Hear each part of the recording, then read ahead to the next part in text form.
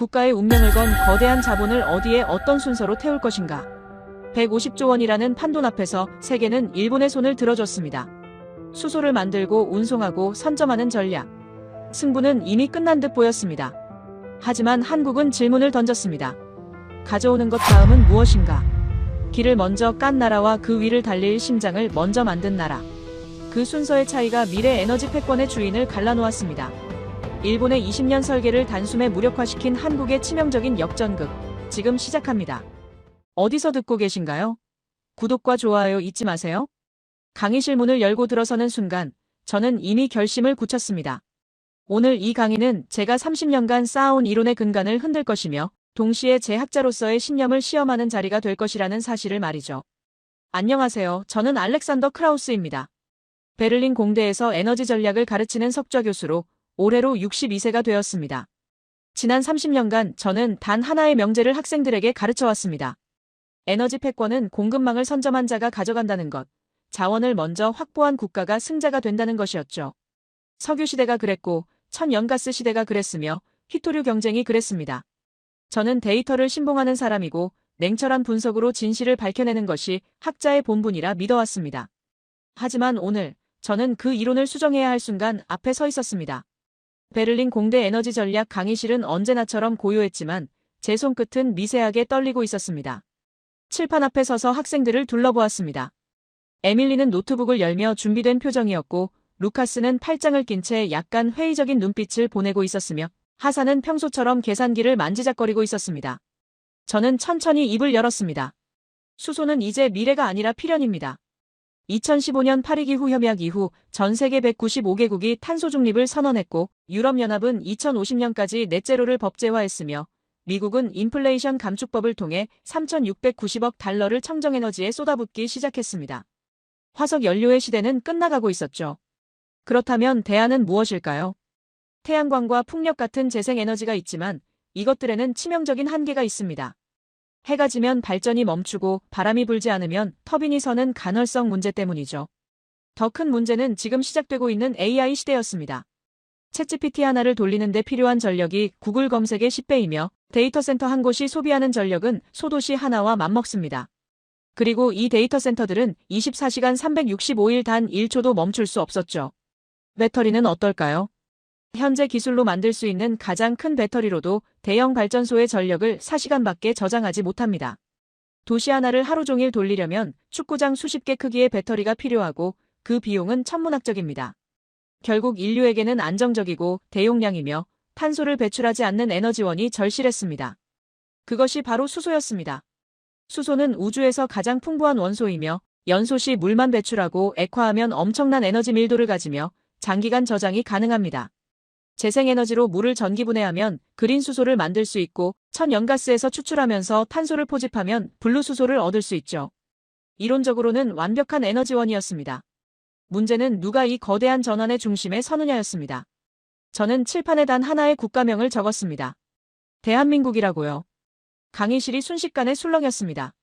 학생들의 표정에서 당혹감과 의아함이 뒤섞여 나타났고 몇몇은 서로 눈빛을 교환하며 제가 농담을 하는 건 아닌지 확인하려는 듯 했습니다. 에밀리의 눈썹이 살짝 올라갔고 루카스는 고개를 갸웃거렸으며 하사는 계산기를 내려놓고 제 얼굴을 뚫어지게 쳐다보기 시작했습니다. 저는 그들의 반응을 예상했기에 침착하게 말을 이어갔습니다. 여러분이 알고 있는 수소 경쟁 구도를 떠올려보세요. 일본은 천문학적 자금을 투입해 공급망을 선점하려 했고 유럽은 그린 수소 생산에 막대한 보조금을 쏟아부었으며 미국은 청정수소 허브 건설에 나섰고 중국은 생산 능력을 기하급수적으로 늘리고 있습니다. 전 세계가 수소 확보 경쟁에 뛰어든 상황이죠. 그런데 왜 제가 한국을 언급하느냐고요? 왜냐하면 수소 시대의 진짜 승부처는 여러분이 생각하는 곳과 완전히 달랐기 때문입니다. 저는 지난 30년간 에너지 패권의 공식은 단순하다고 가르쳐왔습니다. 자원을 먼저 확보하라, 공급망을 선점하라, 규모를 키워라. 사우디아라비아가 석유로 세계 경제를 좌우할 수 있었던 이유가 그것이었고 러시아가 천연가스로 유럽을 압박할 수 있었던 이유도 그것이었으며 중국이 희토류로 첨단 산업에 목줄을 줄 수 있었던 것도 같은 논리였습니다. 하지만 2024년 9월 한국에서 일어난 일을 목격한 순간 저는 제 이론 전체를 다시 검토해야 한다는 사실을 깨달았습니다. 한국은 수소를 가장 많이 확보한 나라가 아니었습니다. 공급망을 가장 먼저 선점한 나라도 아니었죠. 하지만 한국은 전 세계가 풀지 못한 한 가지 문제를 해결했습니다. 바로 수소를 실제로 쓸 수 있게 만드는 것이었습니다. 이것은 단순한 기술 성공이 아니었습니다. 이것은 게임의 규칙 자체를 바꾼 사건이었죠. 제가 30년간 가르쳐온 공급망 선점 이론으로는 설명되지 않는 무언가가 그곳에서 일어나고 있었습니다. 에밀리가 손을 들었습니다. 그녀의 눈빛에는 제 말에 대한 강한 의구심이 담겨 있었고 노트북 화면에는 이미 일본 수소 프로젝트 관련 자료들이 띄워져 있었습니다. 일본 가와사키 중공업의 액화수소 운반선 수이소 프론티어호 사진, 150조 원.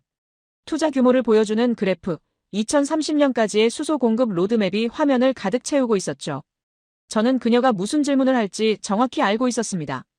왜냐하면 불과 3개월 전까지만 해도 저 역시 똑같은 논리로 일본의 전략을 옹호했었으니까요. 강의실 뒤편에서 루카스가 팔짱을 더 단단히 끼는 모습이 보였습니다. 터빈 설계를 전공하는 그는 아마도 수소 전소의 기술적 난이도를 누구보다 잘 알고 있을 것이고 그래서 더욱 의심스러운 표정을 짓고 있었죠. 하사는 계산기에서 손을 떼고 저를 주시하기 시작했습니다. 중동 국영 에너지 기업에서 파견된 그에게는 오직 하나만이 중요했습니다. 시장 규모와 수익성, 결국 돈이 되느냐는 것이었죠. 창밖으로는 베를린의 겨울 햇살이 차갑게 비쳐들었고 강의실 안은 묘한 긴장감으로 가득했습니다. 저는 이제 막 시작된 이 논쟁이 어디로 향할지 정확히 알고 있었습니다. 오늘 이 강의가 끝날 무렵 이 강의실에 있는 모든 사람의 에너지, 패권에 대한 인식은 완전히 달라져 있을 것입니다. 그리고 어쩌면 저 자신도 30년간 굳게 믿어온 신념을 버리고 새로운 이론을 받아들여야 할지도 모릅니다. 저는 천천히 숨을 들이쉬었습니다.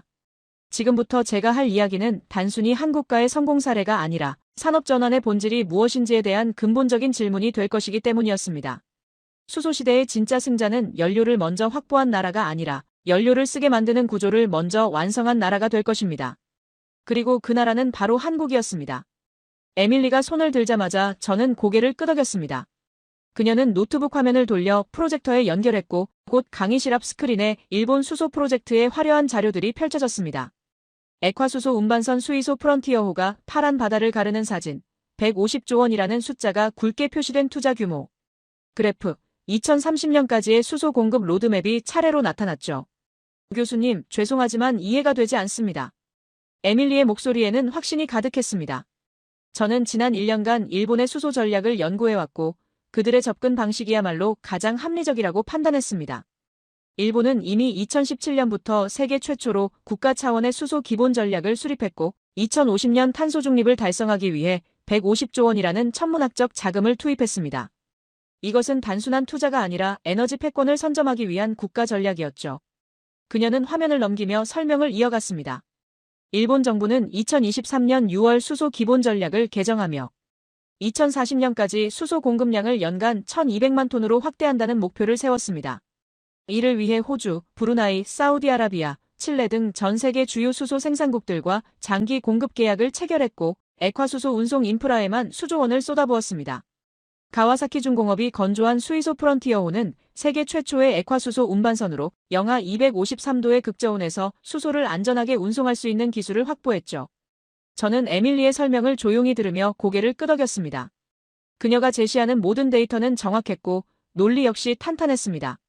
불과 몇 달 전까지만 해도 저 역시 똑같은 자료를 학생들에게 보여주며 일본의 선견지명을 칭찬했었으니까요.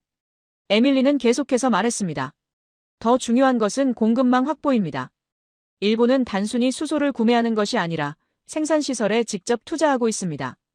호주 빅토리아주의 브라운 석탄에서 수소를 추출하는 프로젝트, 브루나이의 유기화학 수소 캐리어 기술, 사우디아라비아의 블루 수소 생산 시설까지. 일본은 전 세계 수소 생산의 핵심 고리를 장악하고 있습니다. 이것이야말로 에너지 안보를 확보하는 가장 확실한 방법 아닙니까? 강의실 분위기가 바뀌기 시작했습니다. 학생들은 고개를 끄덕이며 에밀리의 주장에 공감하는 표정이었고 루카스조차 팔짱을 풀고 화면을 주시하기 시작했습니다. 하사는 계산기를 다시 들고 투자 규모를 계산하는 듯했죠. 에밀리의 목소리에는 더욱 힘이 실렸습니다. 게다가 일본은 수소 저장과 활용 인프라도 구축하고 있습니다. 2025년까지 수소 충전소 1000기를 건설한다는 목표로 이미 전국의 충전 네트워크를 확대 중이고 수소 발전소 건설에도 막대한 투자를 진행하고 있습니다. 도쿄 인근에는 수소 전용 발전소가 이미 가동 중이며 2030년까지 수소 발전 비중을 10%까지 끌어올린다는 계획입니다. 그녀는 잠시 숨을 고르더니 핵심을 찔렀습니다. 교수님께서 30년간 가르치신 것이 바로 이것 아닙니까? 에너지 패권은 공급망을 선점한 자가 가져간다고요. 석유 시대의 사우디아라비아가 천연가스 시대의 러시아가 그랬던 것처럼 수소 시대는 공급망을 먼저 확보한 일본이 주도할 것입니다. 한국이 아무리 발전소 기술이 뛰어나다 해도 정작 태울 수소가 없다면 무슨 소용입니까? 강의실은 조용했습니다. 에밀리의 논리는 완벽해 보였고 학생들은 제 반응을 기다리고 있었습니다. 저는 천천히 자리에서 일어나 칠판 앞으로 걸어갔습니다. 제 마음속에서는 묘한 감정이 일렁이고 있었죠. 에밀리가 펼친 논리는 제가 30년간 가르쳐온 이론의 정수였고 그녀는 제 가장 우수한 제자답게 그것을 완벽하게 소화하고 있었습니다.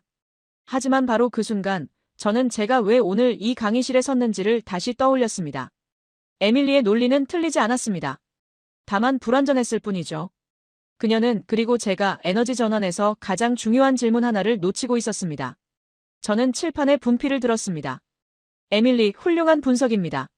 당신이 제시한 모든 데이터는 정확하고 논리도 탄탄합니다. 일본이 150조 원을 투자했다는 것도 사실이고 전 세계 공급망을 확보하고 있다는 것도 맞습니다. 저는 잠시 멈췄다가 다음 문장을 천천히 말했습니다. 하지만 한 가지 질문을 하겠습니다.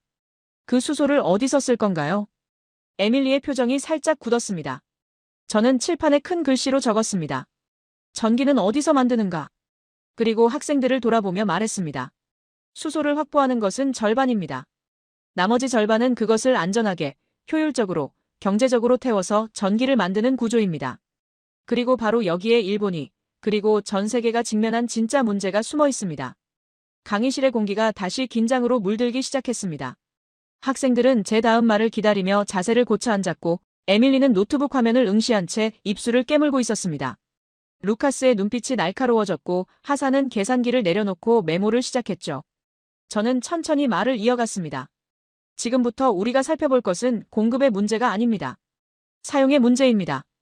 그리고 이 질문 앞에서 150조 원의 의미는 완전히 달라지기 시작합니다. 칠판에 적힌 문장을 다시 한번 또박또박 읽었습니다. 전기는 어디서 만드는가? 학생들의 표정이 미묘하게 변하기 시작했습니다. 너무나 당연한 질문처럼 보였지만 그 속에 숨겨진 함의를 아직 정확히 파악하지 못한 듯했죠. 저는 분필을 들고 칠판에 큰 원을 그리기 시작했습니다. 여러분, 지금 이 순간 전 세계에는 몇 개의 발전소가 가동 중일까요? 정확한 숫자를 아는 사람은 없지만 LNG 발전소만 해도 수천 기에 달합니다. 미국에 약 1800기, 유럽에 500기 이상, 아시아 전역에 걸쳐 수백 기가 24시간 쉬지 않고 돌아가며 전기를 만들어내고 있습니다. 이 발전소들은 하나같이 천연가스를 태우도록 설계되었고 지난 수십 년간 인류 문명의 전력을 책임져왔죠. 저는 원안에 작은 그림들을 그려넣기 시작했습니다. 터빈, 연소기, 배관, 제어 시스템, 그리고 각각의 화살표를 그으며 설명을 이어갔습니다. 발전소는 단순한 기계가 아닙니다. 이것은 수십 년에 걸쳐 최적화된 정밀한 시스템이에요. 천연가스의 연소온도, 압력, 유량, 모든 것이 천연가스라는 특정 연료에 맞춰져 있습니다. 연소기의 노즐 크기부터 터빈 블레이드의 각도, 냉각 시스템의 용량까지 모든 부품이 천연가스 연소를 전제로 설계되었죠. 에밀리가 노트북 화면을 내려다보며 무언가를 검색하기 시작했습니다.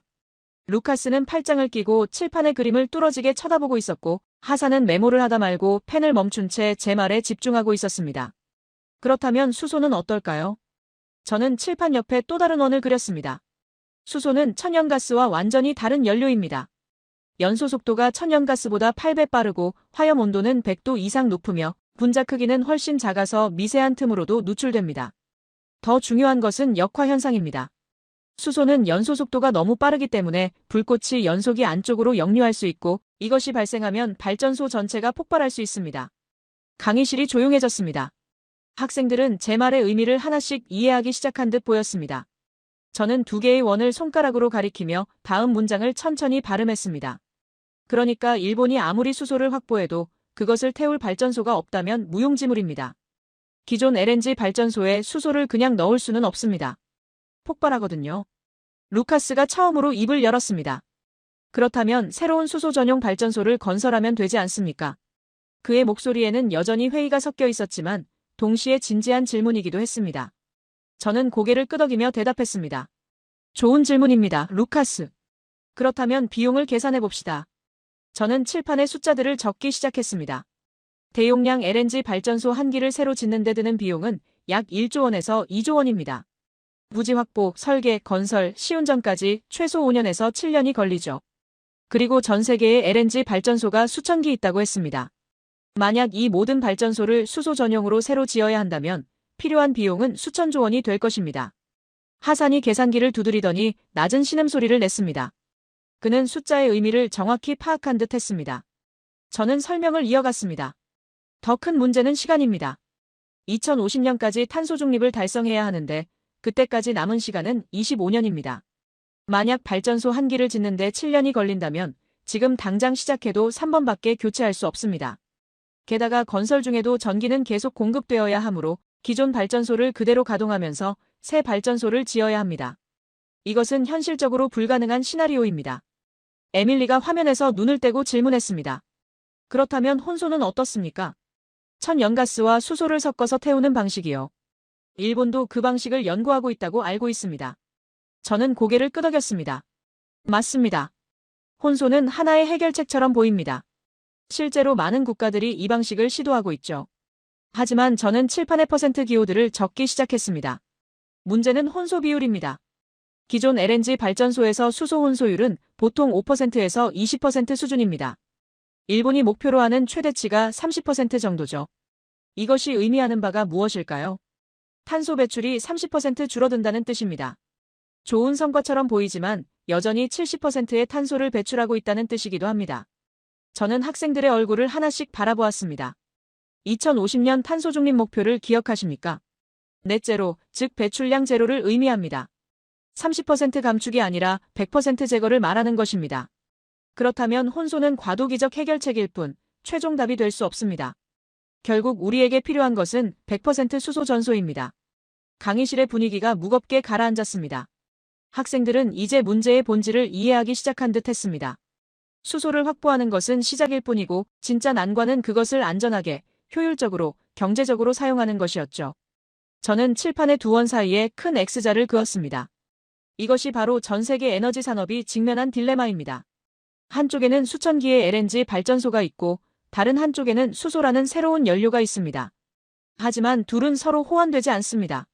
새로 짓자니 비용과 시간이 천문학적이고 혼소로 가자니 탄소 중립 목표를 달성할 수 없습니다. 그렇다면 답은 무엇일까요? 저는 잠시 멈췄다가 조용히 말했습니다. 바로 이 질문 앞에서 일본의 150조 원 투자는 절반의 해결책에 불과하다는 사실이 드러납니다. 수소를 가져오는 것만으로는 충분하지 않습니다. 그것을 쓸 수 있는 구조가 없다면 말이죠. 에밀리의 표정이 굳어졌습니다. 노트북 화면에 띄워져 있던 일본의 화려한 수소 운송 계획들이 갑자기 불완전해 보이기 시작했을 것입니다. 루카스는 턱을 괴고 깊은 생각에 빠진 듯했고 하사는 계산기를 내려놓고 팔짱을 꼈습니다. 저는 분필을 내려놓고 학생들을 바라보았습니다. 수소의 문제는 생산이 아니라 사용 구조였습니다. 그리고 바로 이 지점에서 세계 에너지 산업은 거대한 벽 앞에 서 있었습니다. 이 벽을 넘지 못하면 아무리 많은 수소를 확보해도 탄소 중립은 불가능합니다. 강의실은 침묵에 잠겼습니다. 창밖에 겨울 햇살이 기울어가고 있었고 학생들은 각자의 생각에 잠긴 채 아무 말도 하지 않았습니다. 저는 그 침묵 속에서 다음 장으로 넘어갈 준비를 했습니다. 왜냐하면 이제부터 이야기할 내용이 진짜 핵심이었으니까요. 강의실은 침묵에 잠겼습니다. 창밖에 겨울 햇살이 기울어가고 있었고 학생들은 각자의 생각에 잠긴 채 아무 말도 하지 않았습니다. 저는 그 침묵 속에서 칠판에 새로운 단어를 적기 시작했습니다. 좌초자산이라고요. 하산이 가장 먼저 반응했습니다. 그의 눈빛이 날카로워졌고 계산기를 다시 집어들었습니다. 중동 국영 에너지 기업에서 파견된 그에게 이 단어는 단순한 학술 용어가 아니라 실제 재무제표에 나타나는 숫자였을 것입니다. 저는 천천히 설명을 시작했습니다. 좌초자산이란 무엇일까요? 원래 가치가 있다고 평가받던 자산이 갑작스러운 환경 변화로 인해 가치를 상실하거나 부채로 전락하는 것을 의미합니다. 석탄 발전소가 대표적인 예죠. 불과 10년 전만 해도 석탄 발전소는 안정적인 수익을 보장하는 훌륭한 투자처였습니다. 하지만 탄소 중립 선언 이후 전 세계 석탄 발전소들은 하나둘씩 폐쇄 명령을 받기 시작했습니다. 저는 칠판에 숫자를 적었습니다. 한국의 경우 석탄 발전소 조기 폐쇄로 인한 손실액이 수조 원에 달했습니다. 아직 20년 이상 가동할 수 있었던 발전소들이 환경 규제로 인해 문을 닫아야 했고 그 시설에 투자했던 모든 자본이 한순간에 증발했죠. 은행 대출금은 남아있고 감가상각도 끝나지 않았는데 수익은 제로가 되어버린 것입니다. 에밀리가 조심스럽게 질문했습니다. 그런데 교수님, 석탄과 LNG는 다르지 않습니까? LNG는 천연가스니까 석탄보다 훨씬 깨끗하고 탄소 배출도 적은데요. 저는 고개를 끄덕이며 대답했습니다. 맞습니다, 에밀리. 그래서 지난 20년간 전 세계는 석탄에서 LNG로 전환하는 데 막대한 투자를 했습니다. LNG는 과도기적 에너지원, 즉 석탄에서 재생에너지로 가는 중간 다리 역할을 할 것이라 믿었죠. 저는 칠판에 연도를 표시하기 시작했습니다. 2010년대 중반부터 전 세계적으로 LNG 발전소 건설 붐이 일어났습니다. 미국은 셰일가스 혁명으로 천연가스 생산량이 급증했고 유럽은 러시아산 가스 의존도를 낮추면서도 탄소 배출을 줄이기 위해 LNG 발전소를 대거 건설했으면 아시아 국가들 역시 석탄을 대체하기 위해 수백 기의 LNG 발전소에 투자했습니다. 그런데 문제가 생겼습니다. 저는 칠판에 큰 X자를 그었습니다. 2050년 넷제로 목표가 선언되면서 LNG 발전소의 수명 계산이 완전히 뒤바뀌어 버린 것입니다. 원래 발전소 한 기의 설계 수명은 30년에서 40년입니다. 2015년에 지은 발전소라면 2045년에서 2055년까지 가동될 것으로 예상했죠.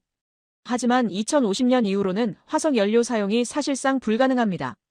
탄소세, 배출권 가격, 환경 규제가 천문학적으로 올라가기 때문이죠. 루카스가 계산을 시작했습니다. 그렇다면 2015년에 지은 발전소는 35년이 아니라 25년밖에 못 쓴다는 말씀이신가요? 저는 고개를 끄덕였습니다. 정확히 그렇습니다. 그리고 2020년에 지은 발전소는 30년이 아니라 20년, 2025년에 짓는 발전소는 25년이 아니라 15년만 가동할 수 있습니다. 이것이 의미하는 바를 아십니까? 하산이 계산기를 두드리다가 고개를 들었습니다. 그의 표정이 어두워져 있었습니다. 투자 회수가 불가능하다는 뜻입니다. 발전소 건설에 투입된 자본을 회수하려면 최소 20년에서 25년은 안정적으로 가동해야 하는데 그 기간이 보장되지 않는다면 애초에 투자 자체가 성립하지 않습니다. 저는 하산의 분석에 동의하며 설명을 이어갔습니다. 맞습니다. 그래서 지금 전 세계 에너지 금융 시장에서는 LNG 발전소 프로젝트에 대한 대출 심사가 극도로 까다로워지고 있습니다. 은행들이 묻는 질문은 단 하나입니다. 2050년 이후에 이 발전소를 어떻게 운영할 것인가? 만약 명확한 답이 없다면 대출은 거부됩니다. 에밀리가 노트북에서 뭔가를 찾아보더니 조심스럽게 물었습니다. 그렇다면 이미 건설된 발전소들은 어떻게 됩니까? 전 세계에 수천 기가 있다고 하셨는데 그것들의 총 자산 가치는 얼마나 됩니까? 저는 칠판에 천천히 숫자를 적었습니다. 보수적으로 추정해도 수백조 달러입니다. 강의실이 다시 조용해졌습니다. 학생들은 그 숫자의 무게를 느끼고 있었습니다. 저는 설명을 계속했습니다. 이 발전소들은 대부분 연금펀드, 보험회사, 국영전력회사가 소유하고 있습니다. 즉, 수백만 명의 노후 자금이 이 자산에 묶여 있다는 뜻입니다. 만약 이 발전소들이 2050년 이전에 가동을 중단해야 한다면 그 손실은 누가 떠안습니까? 루카스가 낮은 목소리로 중얼거렸습니다. 결국 국민 세금이겠죠. 저는 고개를 끄덕였습니다. 맞습니다. 한국의 석탄 발전소 조기 폐쇄 보상금도 결국 전기요금과 세금으로 충당되었습니다. 그런데 LNG 발전소는 석탄 발전소보다 규모가 훨씬 큽니다. 만약 전 세계 LNG 발전소를 조기 폐쇄해야 한다면 그 비용은 상상을 초월할 것입니다. 저는 칠판에 두 가지 선택지를 적었습니다. 첫째, 막대한 비용을 들여 발전소를 조기 폐쇄하고 새로운 수소 발전소를 건설한다. 둘째, 2050년 탄소 중립 목표를 포기한다. 저는 학생들을 바라보며 물었습니다. 여러분이라면 어떤 선택을 하시겠습니까? 아무도 대답하지 않았습니다. 두 선택지 모두 받아들이기 어려웠기 때문이죠. 첫 번째는 경제적으로 감당할 수 없고 두 번째는 지구의 미래를 포기하는 것이나 다름없었습니다. 저는 천천히 말했습니다. 이것이 바로 좌초자산 위기의 본질입니다. 문제는 수소가 부족한 게 아닙니다. 이미 있는 발전소를 어떻게 살릴 것인가, 아니면 어떻게 정리할 것인가의 문제입니다. 그리고 이 질문에 대한 답을 찾지 못하면 에너지 전환은 불가능합니다.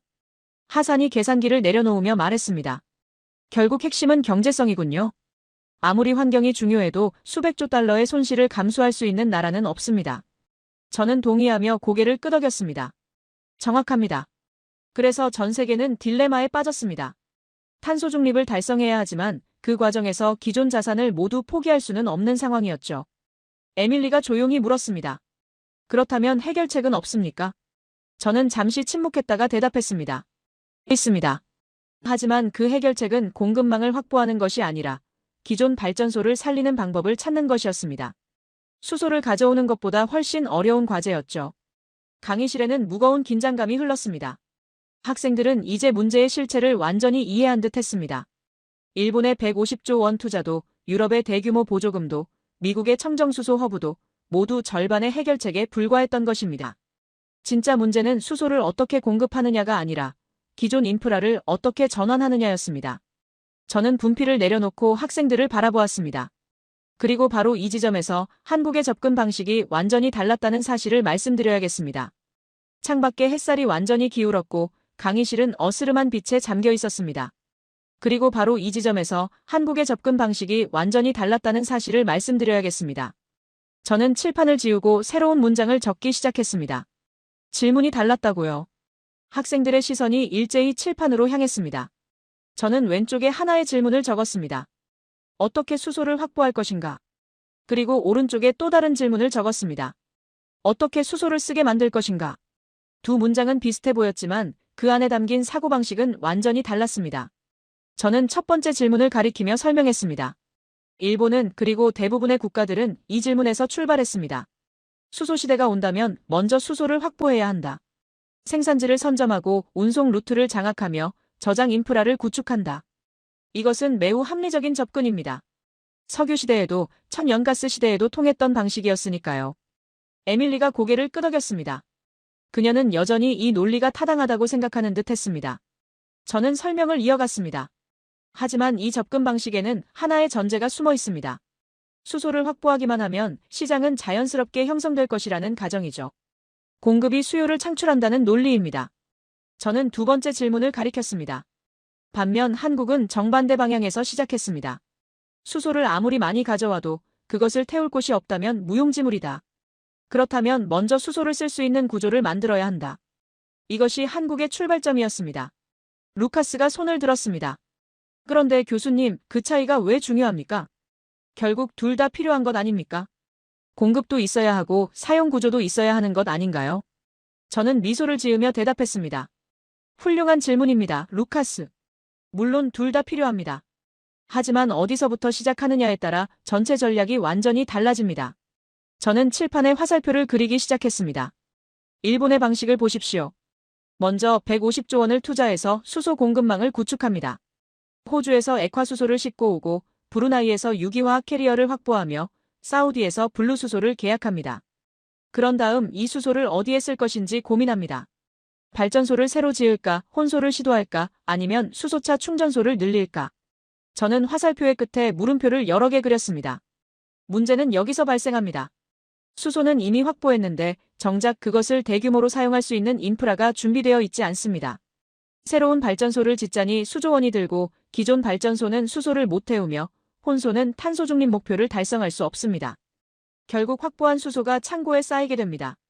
하산이 고개를 끄덕이며 메모를 했습니다. 그는 이런 상황을 재고 과잉이라고 표현할 것 같았습니다.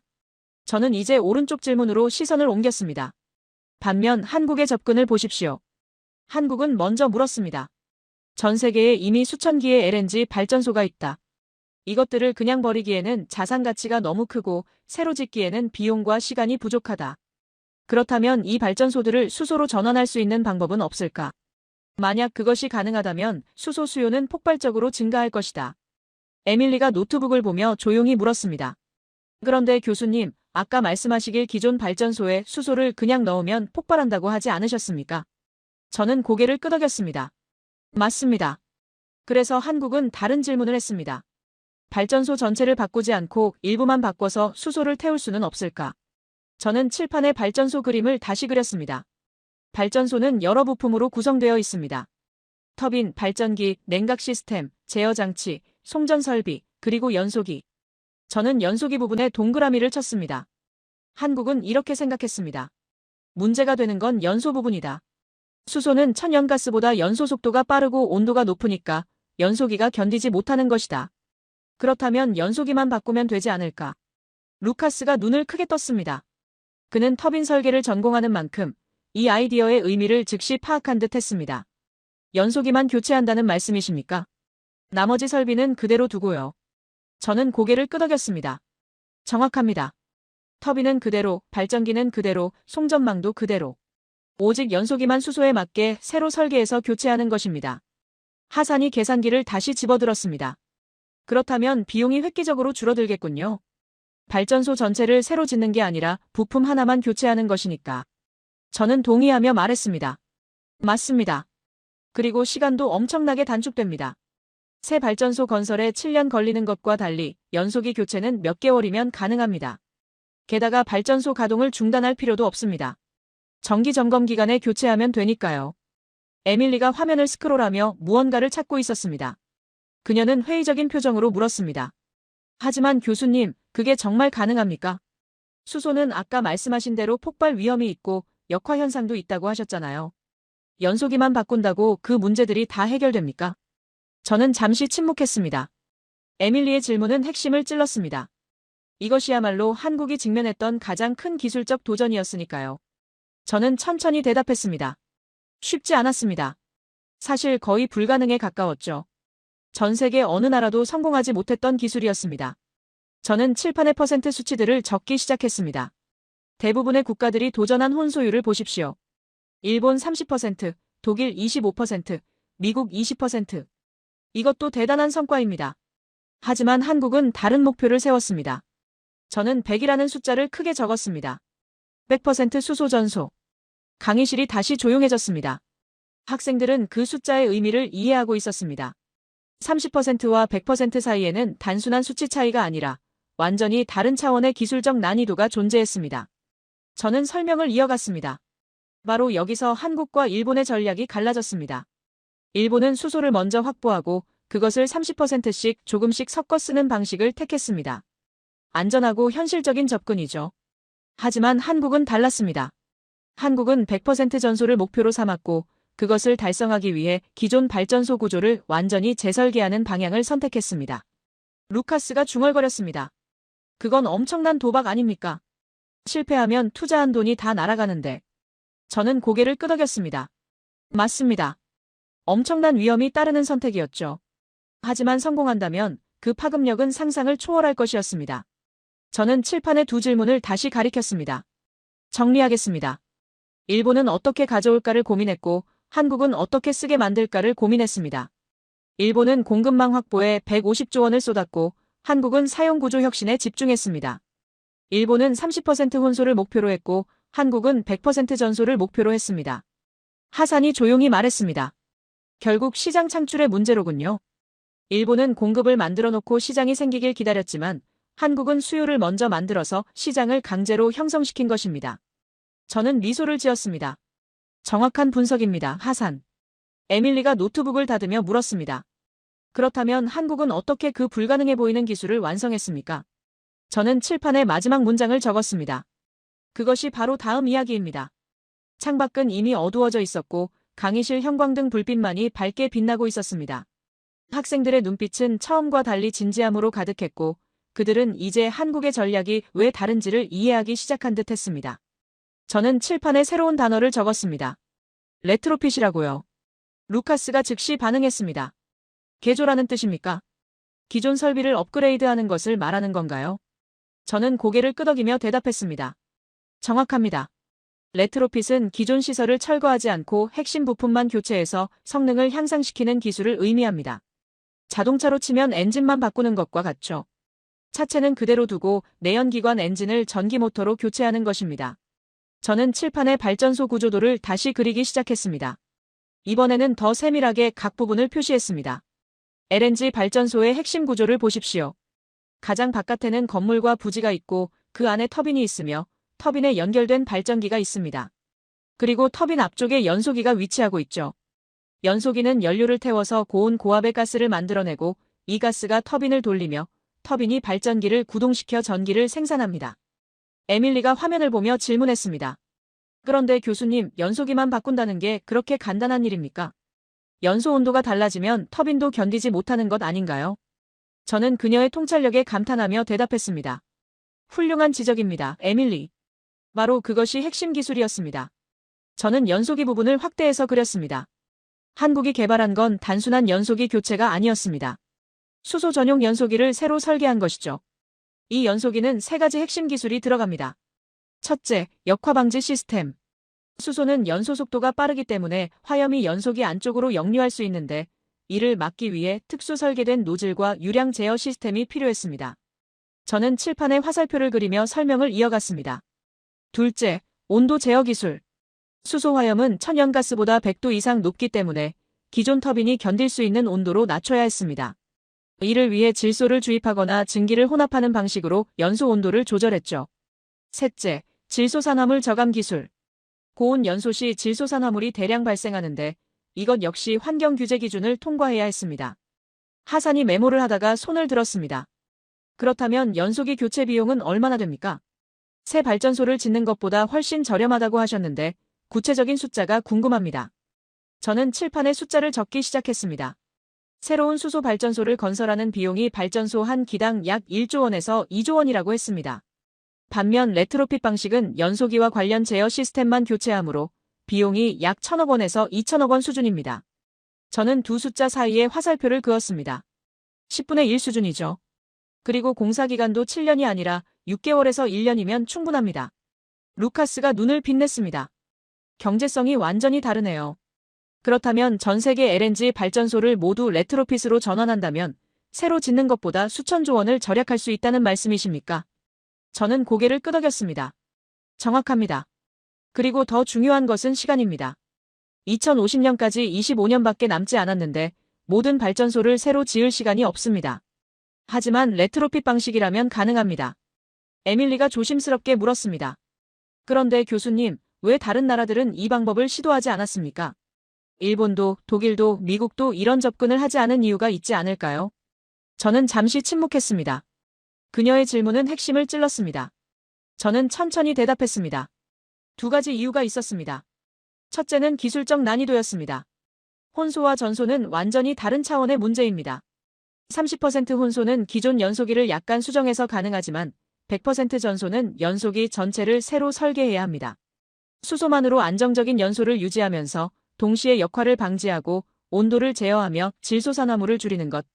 이 모든 조건을 동시에 만족시키는 건 거의 불가능에 가까웠습니다. 저는 칠판의 실패 사례들을 나열하기 시작했습니다. 실제로 여러 나라에서 시도했지만 실패했습니다.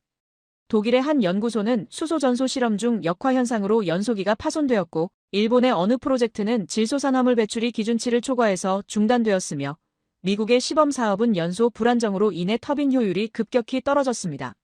루카스가 진지한 표정으로 물었습니다. 그렇다면 한국은 어떻게 성공했습니까? 저는 미소를 지으며 대답했습니다. 그것이 두 번째 이유와 연결됩니다. 바로 관점의 차이였습니다. 저는 칠판에 두 가지 접근 방식을 적었습니다. 대부분의 국가들은 이렇게 생각했습니다. 수소 연소기를 개발하자. 즉, 완전히 새로운 기술을 만들어내는 것에 집중했죠. 하지만 한국은 다르게 접근했습니다. 기존 LNG 발전소를 어떻게 살릴 것인가? 이미 있는 터빈, 발전기, 송전망을 최대한 활용하면서 수소를 태울 수 있는 방법을 찾은 것입니다. 하산이 고개를 끄덕이며 말했습니다. 결국 자산 보존의 관점이군요. 기술 개발이 아니라 기존 자산을 어떻게 전환할 것인가의 문제로 본 거네요. 저는 동의하며 설명을 이어갔습니다. 정확합니다. 그리고 이 관점의 차이가 기술 개발 방향을 완전히 바꿨습니다. 저는 칠판에 한국의 개발 과정을 적기 시작했습니다. 한국은 먼저 기존 발전소의 모든 부품을 분석했습니다. 터빈은 몇 도까지 견딜 수 있는지, 배관은 수소 압력을 감당할 수 있는지, 제어 시스템은 어떻게 조정해야 하는지, 그리고 그 제약 조건 안에서 작동할 수 있는 연소기를 역설계했습니다. 즉, 연소기를 먼저 만들고 발전소에 맞춘 것이 아니라 발전소에 맞는 연소기를 설계한 것이죠. 에밀리가 놀란 표정으로 물었습니다. 그렇다면 한국은 각 발전소마다 다른 연소기를 설계했다는 말씀이신가요? 저는 고개를 끄덕였습니다. 초기에는 그랬습니다. 각 발전소의 특성에 맞춘 맞춤형 연소기를 개발했죠. 하지만 점차 표준화가 진행되면서 주요 터빈 모델별로 호환 가능한 연소기 라인업을 구축했습니다. 루카스가 감탄하며 말했습니다. 그건 엄청난 작업량이었겠습니다. 저는 동의하며 대답했습니다. 맞습니다. 하지만 그 결과는 놀라웠습니다. 한국은 전 세계 어느 나라도 달성하지 못한 100% 수소 전소를 실현했고, 동시에 기존 발전소 자산을 모두 보존할 수 있었습니다. 저는 칠판에 마지막 문장을 적었습니다. 발전소를 부수지 않았습니다. 엔진만 바꿨습니다. 그리고 이것이 바로 레트로핏 전략의 핵심이었습니다. 하산이 계산기를 두드리며 중얼거렸습니다. 이건 단순한 기술 혁신이 아닙니다. 비즈니스 모델 혁신이네요. 기존 자산의 가치를 보존하면서 새로운 시장을 창출한 것입니다. 저는 미소를 지었습니다. 정확한 분석입니다. 하산. 그래서 전 세계가 주목하기 시작한 것입니다. 에밀리가 노트북을 열며 물었습니다. 그렇다면 한국이 개발한 이 연소기 기술은 다른 나라에도 적용할 수 있습니까? 저는 고개를 끄덕였습니다. 물론입니다. 그리고 그것이 바로 한국이 수소시대의 선두에 선 이유입니다. 일본이 150조 원을 들여 수소를 확보해도 그것을 태울 발전소가 필요합니다. 그런데 그 발전소를 만들 수 있는 기술을 한국이 가지고 있다면 시장의 주도권은 누구에게 있겠습니까? 강의실이 조용해졌습니다. 학생들은 이제 전체 그림을 이해하기 시작한 듯 했습니다. 공급망 확보와 사용 구조 혁신, 두 가지 중 어느 것이 더 중요한지가 명확해지고 있었습니다. 저는 분필을 내려놓고 말했습니다. 하지만 레트로핏 전략만으로는 충분하지 않았습니다.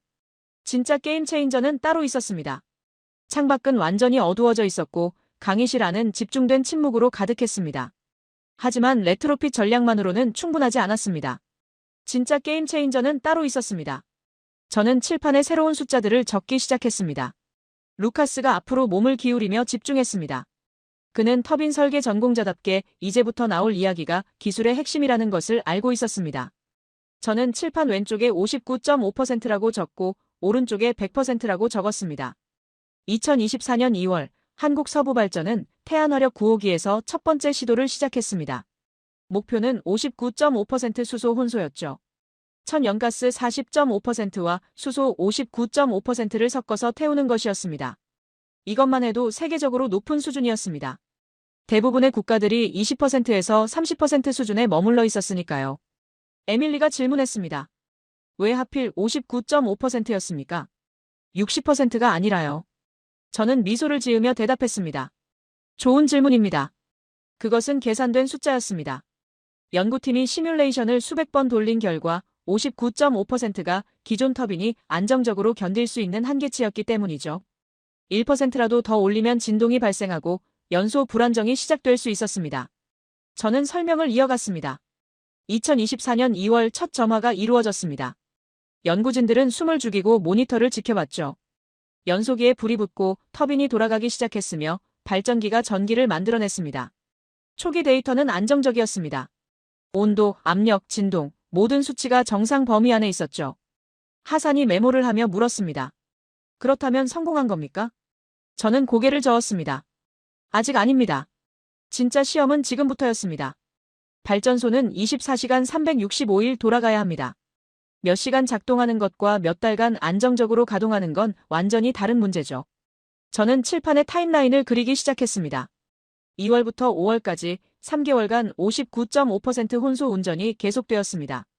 그 과정에서 수많은 문제들이 발견되었죠.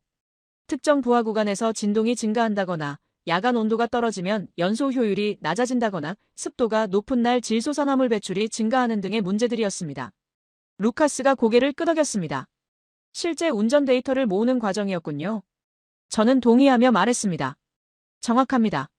실험실이 아닌 실제 발전소에서 실제 전력망에 연결된 상태로 운전하면서 데이터를 축적한 것입니다. 그리고 그 데이터를 바탕으로 연소기와 제어 시스템을 계속 개선해 나갔죠. 저는 타임라인에 다음 지점을 표시했습니다. 2024년 6월, 한국은 다음 단계로 넘어갔습니다.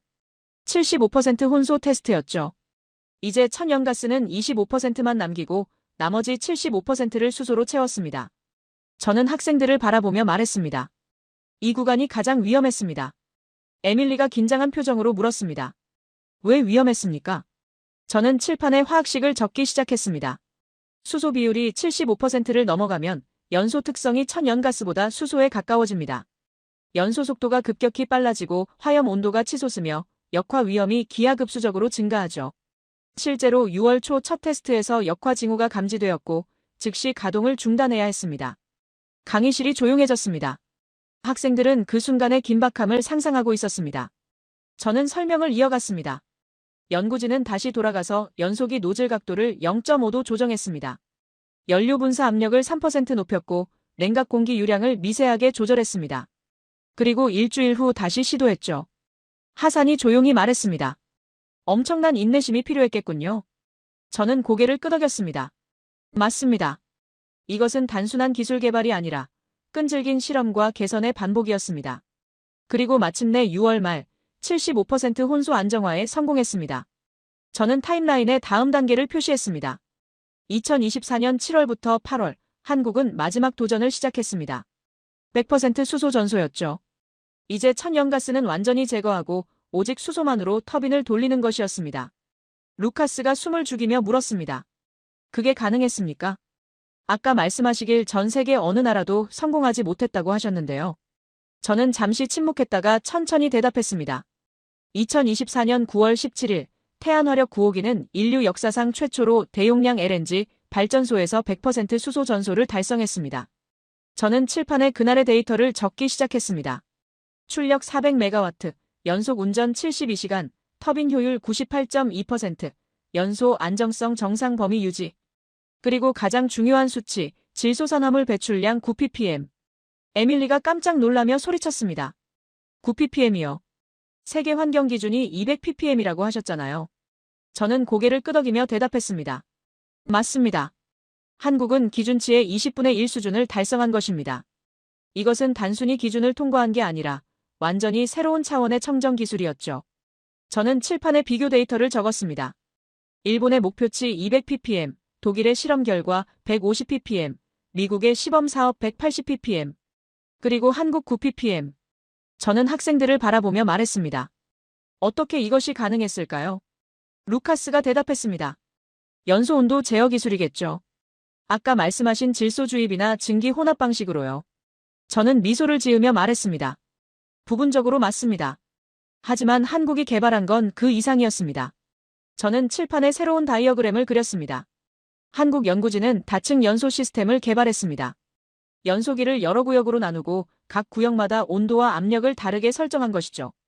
1차 연소 구역에서는 낮은 온도로 천천히 태우고 2차 구역에서 온도를 높이며 3차 구역에서 완전 연소를 달성합니다.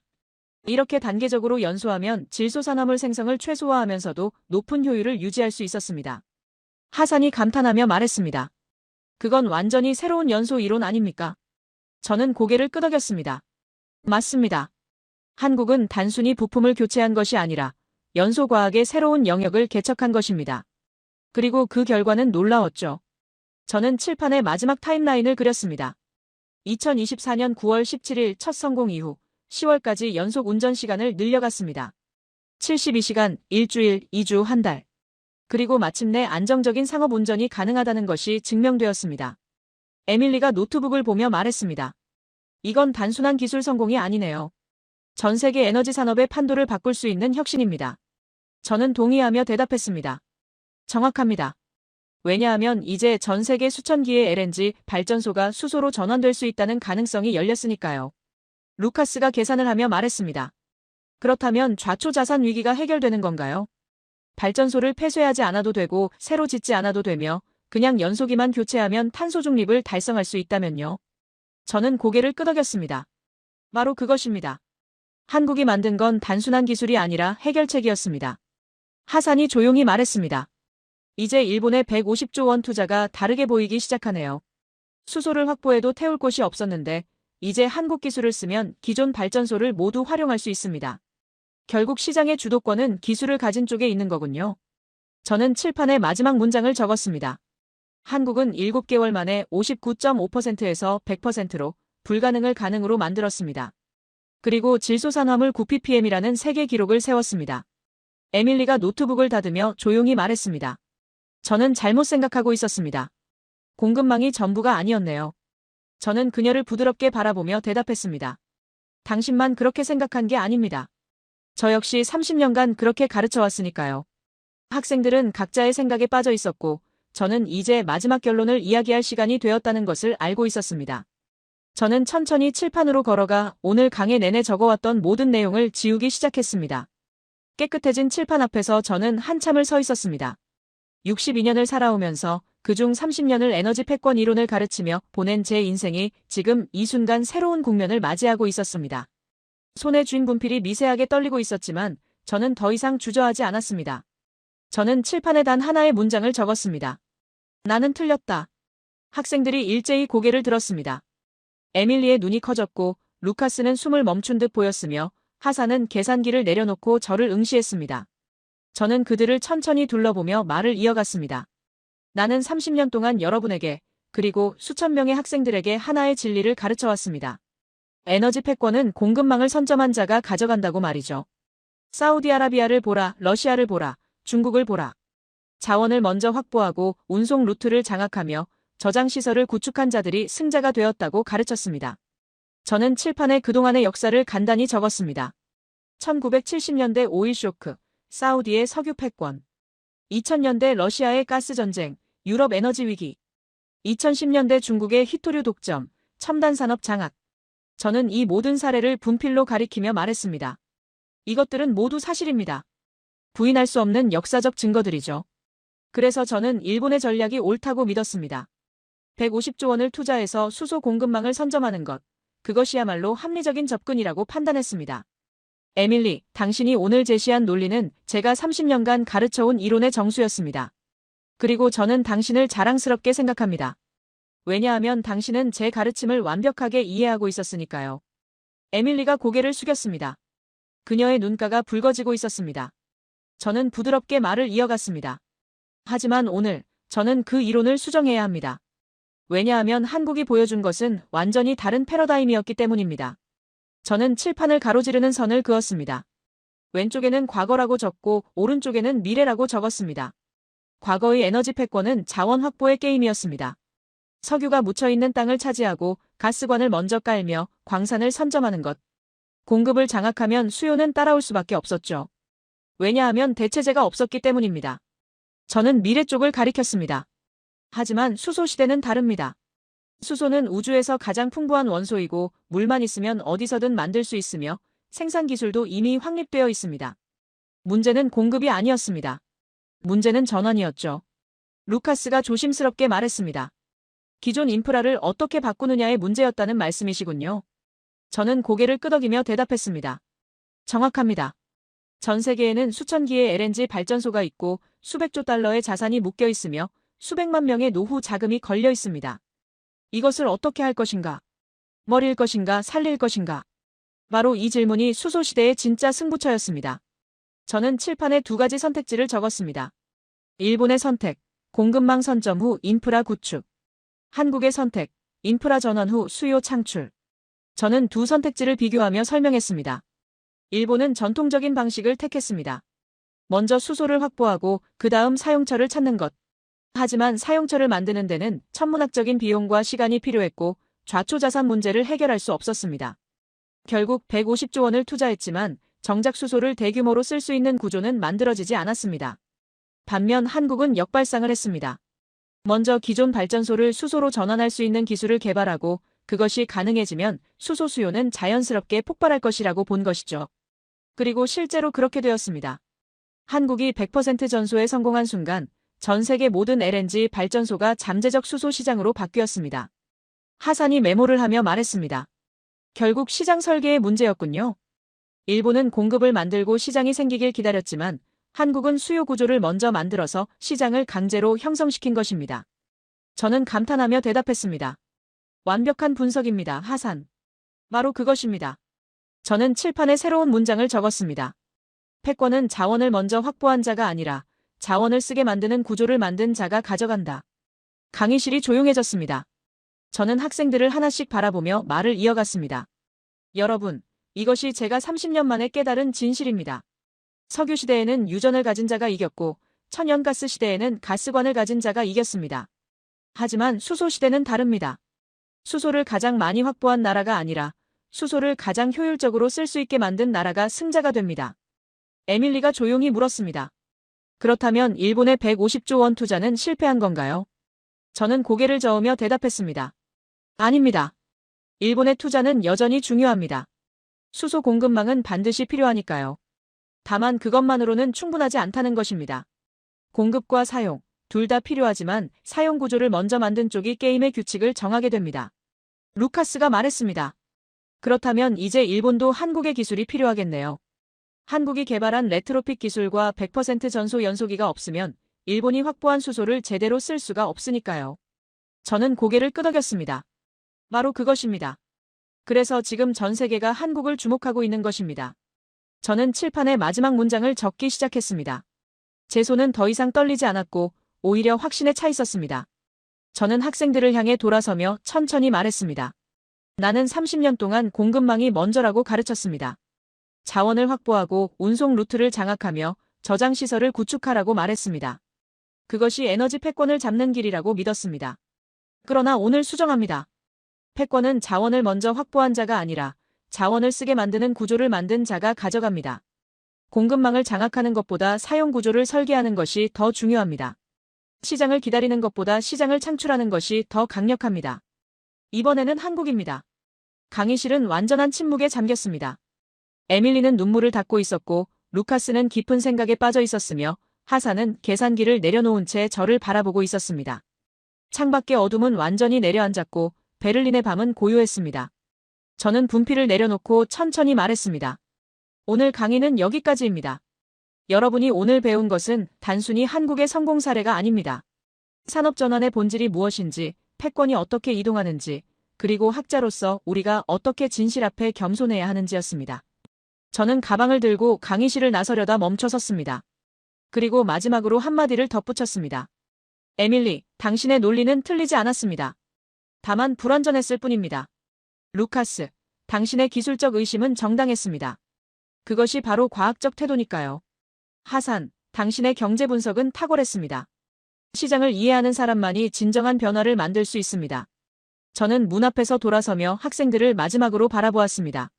그리고 여러분 모두에게 감사합니다. 오늘 여러분은 저로 하여금 30년 된 이론을 수정할 용기를 주었습니다. 진실 앞에서 겸손해지는 것, 그것이 학자의 본분이라는 것을 다시 한번 일깨워 주었습니다. 강의실 불을 끄며 저는 복도를 걸어갔습니다. 베를린 공대의 긴 복도는 텅 비어 있었고 제 발걸음 소리만이 메아리 쳤습니다. 하지만 제 마음은 이상하게도 가벼웠습니다. 30년간 굳게 믿어온 이론을 수정한다는 것은 고통스러운 일이지만 동시에 진실을 발견했다는 기쁨이기도 했으니까요. 건물을 나서며 차가운 베를린의 밤 공기를 들이마셨습니다. 하늘에는 별이 총총했고 저 멀리 한국에서는 아마도 태안화력 9호기가 여전히 100% 수소로 전기를 만들어내고 있을 것입니다. 수소시대의 새벽이 밝아오고 있었고 그 중심에는 누구도 예상하지 못했던 이름이 서 있었습니다. 대한민국. 저는 미소를 지으며 집으로 향하는 길을 걸었습니다. 내일부터 다시 쓰기 시작할 교재에는 새로운 장이 추가될 것입니다. 그리고 그 장의 제목은 이렇게 될 것입니다. 수소시대, 구조가 공급을 이긴 날.